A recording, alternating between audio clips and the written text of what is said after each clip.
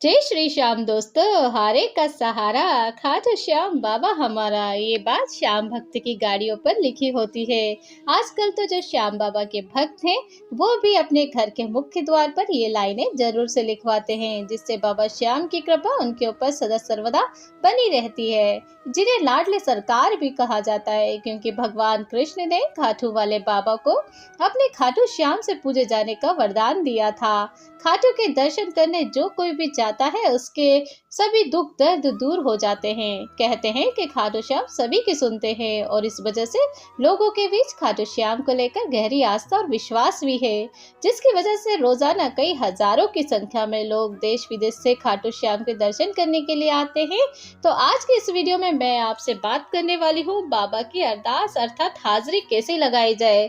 अर्जी लगाने के पीछे मान्यता क्या है, अर्जी लगाने के लिए कौन कौन सी सामग्री चाहिए अर्थात किस तरह की सामग्री होना चाहिए, और बाबा क्या 11 रुपए की अरदास सर्वप्रथम सुन लेते हैं, तो सब कुछ जानने वाले हैं आज इस वीडियो में। वीडियो बहुत ज्यादा महत्वपूर्ण है और मैं आपको धन्यवाद देती हूँ कि पहले हमने जो वीडियो शेयर किए बाबा श्याम के, उस पर हमें लोगों ने बहुत अच्छा फीडबैक दिया है, बहुत अच्छे कमेंट्स आए हैं, जिससे हमें मोटिवेशन मिलता है आने वाले वीडियो के लिए। हमारे चैनल को सब्सक्राइब जरूर कर लीजिए, नोटिफिकेशन बेल को ऑन कर लें और बाबा के लिए कमेंट बॉक्स में जय श्री श्याम दोस्तों जरूर से लिख दीजिए। तो देखिए, खाटू श्याम को लेकर मान्यता है कि भगवान श्री कृष्ण ने कहा था कि जो सच्चे मन से खाटू श्याम के दर्शन करने आएगा और जो भी उन्हें सच्चे दिल से याद करेगा, उनके सभी बिगड़े हुए काम पूरे हो जाएंगे। और आज के समय लाखों लोग खाटू श्याम के मंदिर में उनके दर्शन करने आते हैं। ये लोग अपनी परेशानी लेकर यहाँ आते हैं और उनके सभी दुख दर्द खत्म हो जाते हैं। वहीं बाबा के दरबार में अर्जी अरदास लगाई जाती है, तो इस अर्जी अरदास के सहारे ही खाटू श्याम सभी दुखों को दूर कर लेते हैं। जहाँ लोग खाटू श्याम के मंदिर जाकर अपनी परेशानी बताते हुए उसे खत्म करने की मनोकामना करते हैं, तो वहीं कागज पर लिखकर भी आप अपनी परेशानी खाटू श्याम बाबा के सामने रख सकते हैं। अपनी परेशानी को कागज पर लिखकर मंदिर में पुजारी के माध्यम से बाबा तक पहुंचा सकते हैं।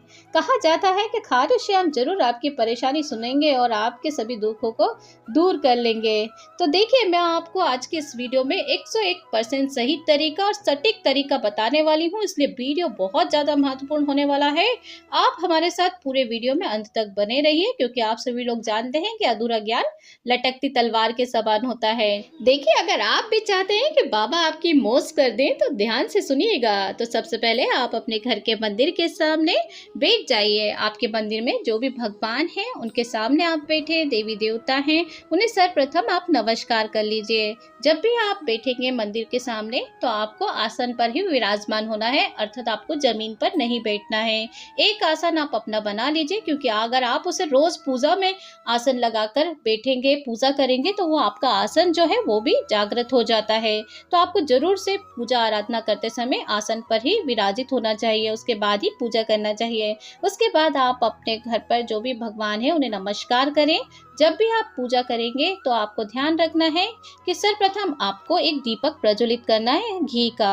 अब बाबा की फोटो हो या बाबा की तस्वीर हो तो अति उत्तम है। अगर आप कई लोग बोलेंगे कि बाबा की हमारे पास तो फोटो ही नहीं है, तस्वीर ही नहीं है, तो उसके लिए आप घबराइए नहीं। आपके घर के जो भी देवी देवता हैं जिनकी आप डेली पूजा करते हैं उनके आगे आप एक दीपक प्रज्वलित कर लीजिए। फिर उसके बाद आपको करना क्या है कि मंदिर में जो आपने 1 लोटा जल भरा है उस जल से थोड़ा सा आप जल ले लीजिए अपने दाहिने हाथ में, जिससे आप पूजा आराधना करते हैं। आपका जो सीधा हाथ होता है उसमें आप उस लोटे से थोड़ा सा जल ले लीजिए और ध्यान रखें कि आपको जल दाहिने हाथ में ही लेना है, इस बात का जरूर से ध्यान रखिएगा। और बोलना है, हे बाबा श्याम मेरा नाम ये है। आपको अपना जो भी नाम है वो आप बता दीजिए। मेरे पिता का नाम ये है। अगर आप महिला अगर आप ये अर्जी लगा रही हैं तो अपने पति का नाम बोल दीजिए, जो भी पति का नाम है वो आप बोलेंगे। मेरा गोत्र ये है, आपका गोत्र बताएंगे बाबा को। फिर मैं इस जगह का स्थायी निवासी हूँ। अब आप जहाँ पे भी रहते हैं, जिस कंट्री में रहते हैं, वहाँ का आपको बोलना है नाम कि मैं इस जगह का स्थायी निवासी हूँ। मेरे कुल देवता ये हैं, मेरे कुल देवता का नाम ये है। जो भी आपके कुल देवता है वो आप नाम बोल दीजिए बाबा के सामने। मेरी कुल देवी वो है, मैं उनका नाम बोले। फिर मेरे पितृ देवता जो भी नाम है वो आप बता दीजिए, पितरों का नाम आप उनका नाम बोल दीजिए। अगर आपको याद है तो पितरों को साक्षी मानकर अब आपको बोलना है कि आपके मंदिर में मैं बैठा हूँ, इस समय में आपके दरबार में लिखकर एक अर्जी लगाना चाहता हूँ। अर्थात आप इस दीपक में जागरण रूप में आ जाइए। अर्थात ये जो प्रार्थना आप कर रहे हैं वो बाबा श्याम से कर रहे हैं।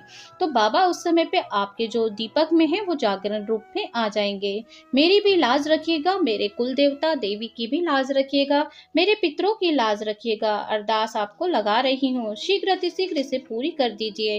अब आपको हाथ में जो जल लिया है संकल्प के लिए, उस जल को नीचे ऐसे ही छोड़ देना है पूजा स्थान पर। इस दौरान जो आपने संकल्प लिया है 1 मिनट का जो काम किया है, मतलब आपने अपने घर का जो पता है, एड्रेस है, वो बाबा श्याम के सामने रख दिया है। अब आप जब भी अर्जी लगाएंगे तो उसमें आपको एड्रेस या पता लिखने की आवश्यकता नहीं होगी, क्योंकि 1 मिनट का जो संकल्प के काम आपने किया है उसमें बाबा का अर्थात बाबा के पास आपका घर का एड्रेस पहुंच गया है। उसके बाद आप अपने कुल देवी देवता और पितरों को भी याद कर लीजिए। अगर आपके गुरु हैं तो उनको भी स्मरण कर लीजिए। अब आपको अरदास अर्जी लगाने की प्रक्रिया शुरू करना है। तो देखिए, जो जो सामान हमें चाहिए वो आपको स्क्रीन पे दिख रही है, आप नोट कर लीजिए और मैं भी आपको बता देती हूँ। एक आपको चाहिए नारियल, जटा वाला नारियल ले लीजिए, चाहे सूखा नारियल हो या पानी वाला नारियल हो, कोई भी नारियल होगा वो चलेगा। 20-40 रुपए का आपको पंसारी की शॉप से मिल जाएगा, तो आप ये नारियल ले लीजिए। दूसरा आपको लेना है मूली या कलावा, जिसे हम लाल धागा भी कहते हैं, कई लोग मूली कलावा भी कहते हैं। तो वही जो पूजा स्थल पे हम अर्थात पूजा में यूज करते हैं, वही आपको मूली कलावा लेना है, जो कि स्वच्छ हो, साफ सुथरा हो, वही आप ले लीजिए। उसके बाद आपको लगेगा एक पेपर, अर्थात का आप ब्लैंक पेपर बोल दीजिए या व्हाइट पेपर बोल दीजिए, जिसमें कुछ भी लिखा नहीं हो। आपको एक ऐसा प्लेन पेपर लेना है। एक आपको लाल स्याही का पेन लेना है, जिसको यूज दुकानदार भी ना करे, अर्थात दुकानदार भी जिस पेन को चलाकर ना देखे, और लाल स्याही जिससे लिखा हो वैसा ही पेन आपको लेना है। तो ये बात का आपको जरूर से ध्यान रखना है कि जब भी आप वो लाल पेन लेने जाएंगे, लाल स्याही का पेन, तो आपको दुकानदार को भी चलाकर नहीं देखने देना है और ना ही आप चलाकर देखेंगे। जब केवल आप अर्जी लिखेंगे तभी आपको उस पेन का यूज करना है। तो इस बात का ध्यान रख लीजिए। उसके बाद आपको लगेगा 11 रुपए, 21 रुपए, 51 रुपए। आप जितनी भी दक्षिणा आप रखना चाहते हैं वो रख लीजिए।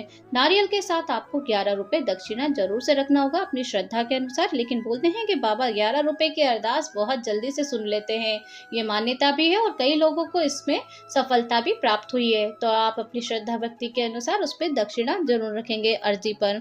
इसके बाद आपको रखना है, अपनी अर्जी को लिखना है, एकदम नया पेन होना चाहिए जैसा कि मैंने आपको बताया है। और आपको 11 रुपए, पेन, मूली और नारियल चाहिए, ये आपको सामान चाहिए।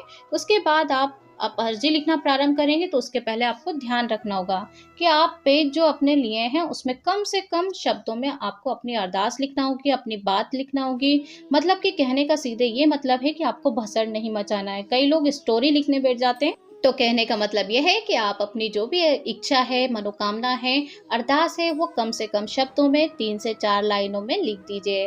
बाबा को आपको पूरा दुखड़ा नहीं सुनाना है, केवल 3 से 4 लाइनों में ही अपनी अरदास लिखना है। उसके बाद आप अर्जी लिखना प्रारंभ करेंगे तो सर्वप्रथम ऊपर अर्जी में आप लिखेंगे जय श्री श्याम, अर्थात 20 सेंटर में आपको पेज के ऊपर लिख लेना है जय श्री श्याम, और उसके दाहिने साइड में आपको लिखना है जय श्री हनुमान जी महाराज।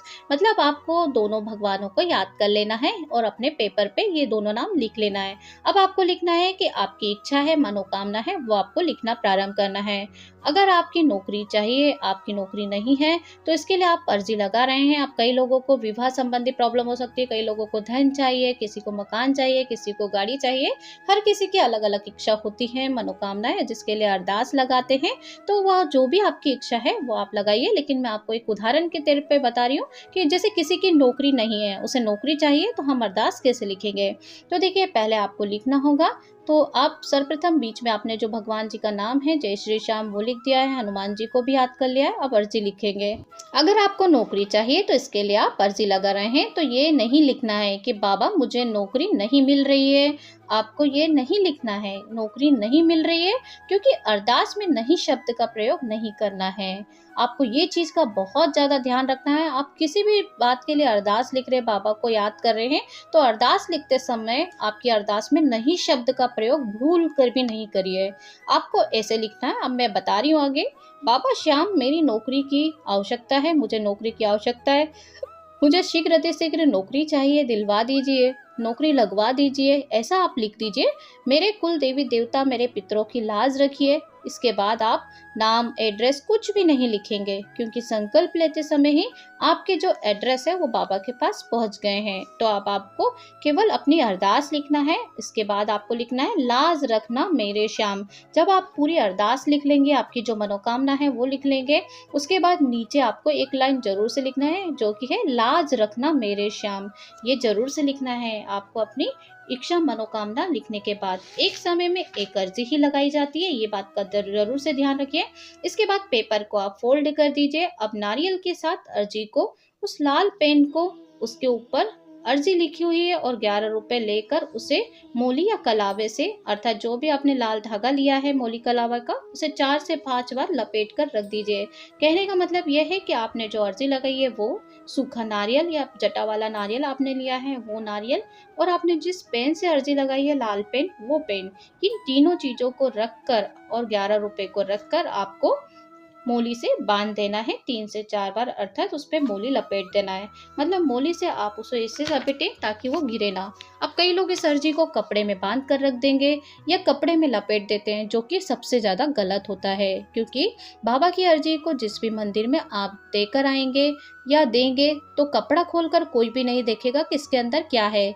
उसे आप इधर उधर ही, पंडित या पुजारी जिसे भी आप मंदिर में ले जाकर देंगे, वो इधर उधर ही पटक देंगे, रख देंगे, लेकिन वो बाबा तक अर्जी नहीं पहुंच पाएगी। तो ध्यान रखें कि आपने जो अर्जी तैयार की है उसे आपको ऐसे ही रखना है, उसे कपड़े में नहीं बांधना है। कहने का मतलब यह है कि आप अर्जी को ऐसे ही पंडित जी को, नजदीकी कोई भी श्याम मंदिर है, अगर आप खाटू श्याम जी जाते तो अति उत्तम है, अगर नहीं जा पाते हैं खाटू श्याम जी तो आप नजदीकी जो भी आपका श्याम मंदिर पड़ता है वहां पे ले जाकर पुजारी जी को दे दीजिए। पुजारी जी क्या करेंगे, जब अर्जी आपके सामने दिखेगी, बिना कपड़े लपेटे हुए अर्जी खुली हुई दिखेगी, तो आपकी अर्जी को बाबा श्याम के सामने पुजारी जी सुनाएंगे, तो ही आपकी अर्जी स्वीकार होगी।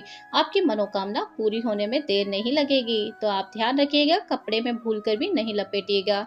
अब आप सोच रहे होंगे कि जो हम लोग ये सामान देते हैं, पेन और आपका पेपर, अर्जी, नारियल, इन सब का होता क्या है। तो देखिए, बाबा के दरबार में कोई भी चीज का इस्तेमाल गलत तरीके से नहीं होता है। बाबा के दरबार में भक्त द्वारा दिए गए प्रेम का, अर्थात जो प्रसाद दिया जाता है उसका सदुपयोग किया जाता है, भेंट का सदुपयोग होता है। तो कई लोग ये जानना चाहते हैं कि पेन दिया जाता है अर्जी के साथ, उसका क्या होता है। तो देखिए, प्रसाद के साथ बांट दिया जाता है उस पेन को, ताकि उस पेन से आपके बच्चे पढ़ लिख कर योग्य बने। अब आप सोच रहे होंगे, जानना चाहते हैं कि पर्ची का क्या होता होगा। तो देखिए, बाबा को पर्ची सुनाने के बाद, आपकी जो भी कामना आपने लिखी है उस पर्ची को सुनाने के बाद, वो पर्ची को बाबा के हवन आहुति में दे दी जाती है, क्योंकि ये प्रेमी द्वारा भेंट किया हुआ प्रसाद होता है बाबा के लिए, तो बाबा उसे जरूर स्वीकार करते हैं, इसलिए हवन में उसे आहुति के रूप में दे दिया जाता है। अब जानना चाहते हैं कि 11 रुपए के दान पात्र में जो भी आपने दक्षिणा डाली है उसे दान पात्र में डाल दिया जाता है। नारियल जो होता है उसे प्रसाद रूप में भक्तों को, प्रेमियों को बांट दिया जाता है। नारियल के ऊपर की जो जटाएं होती हैं, छिलके होते हैं, उसकी दवाएं बनती हैं, इसके यूज किया जाता है, उसे फेंका नहीं जाता है। बाबा के दरबार में हर सामग्री का बहुत अच्छे से यूज होता है। शरीर की एलर्जी, फोड़े फुंसियां, हाथ पैर में जलन, फट गए हैं, दब गए हैं, तो उनके लिए दवाइयां बनती हैं। अब जो मोली होती है उसे हवन में डालकर स्वाहा कर दिया जाता है। इसके अलावा बाबा श्याम की आरती के लिए धूप, अग्नि तैयार की जाती है मोली से, इनसे ही तैयार की जाती है। यानी कि आपके द्वारा की गई एक एक चीज मंदिर में काम आती है, उसे फेंका नहीं जाता है, कुछ गलत प्रयोग नहीं किया जाता है। एक चीज प्रयोग की जाती है तो इसके तरीके बाबा को अर्जी लगाई जाती है। इसी तरीके से बाबा को अर्जी लगाने से आपकी अरदास बाबा जरूर स्वीकार करते हैं। बहुत सी बातें जो कि सोचना समझना चाहिए, तभी काम करना चाहिए।